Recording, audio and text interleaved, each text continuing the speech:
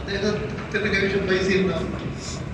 പൈസ വെച്ചുകൊണ്ട് അദ്ദേഹത്തിന് സ്വർണ്ണ തൊപ്പിയോ സ്വർണ്ണ പ്രതിമയോ എന്തുണ്ടാക്കാനും കൊടുക്കാനും ഒക്കെ അദ്ദേഹത്തിന് അവകാശമുണ്ട്.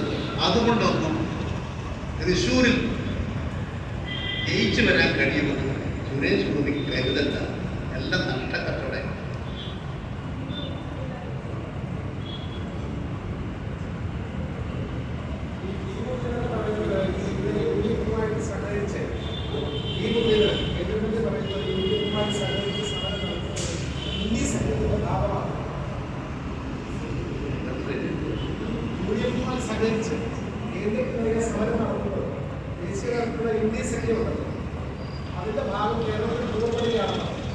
ഞങ്ങൾ പറയുന്നത് ബി.ജെ.പിക്കാർ ഞങ്ങൾ പറയുന്ന കാര്യങ്ങൾ നിഷേധിക്കാൻ കഴിയും. കേരളത്തിന്റെ താല്പര്യമാണ് നിങ്ങൾ സംരക്ഷിക്കുന്നതെങ്കിൽ ഇടതുപക്ഷത്തിന്റെ ഈ കാര്യങ്ങൾ അംഗീകരിച്ച് നിങ്ങളും ഈ സമരത്തിന്റെ പിന്നാലെ വരും. കേരളത്തോട് അവഗണനയല്ലേ ഈ ഗവൺമെന്റ് കേന്ദ്ര ഗവൺമെന്റ് കാണിച്ചുകൊണ്ടിരിക്കുന്നത്?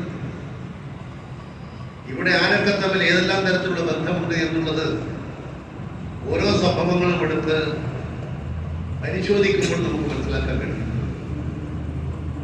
അതുകൊണ്ട് ബി.ജെ.പിയും കോൺഗ്രസും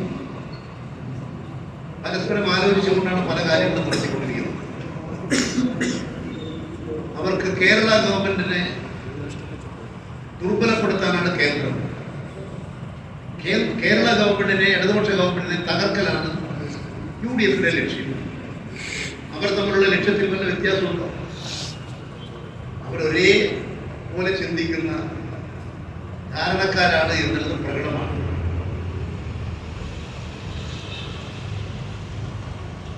ഇന്നലെ ബഹുമാനപ്പെട്ട ഹൈക്കോടതിയുടെ വിധി വന്നു. ഹൈക്കോടതിയുടെ വിധി കേരളത്തിന്റെ പ്രതിപക്ഷ നേതാവ് ശ്രീ വി.ഡി. സതീശൻ അദ്ദേഹം ഹൈക്കോടതിയെ സമീപിച്ച് നമ്മുടെ കെ ഫോൺ എന്ന് പറയുന്നത് ഇന്റർനെറ്റ് സംവിധാനം ജനകീയമാക്കലാണ്.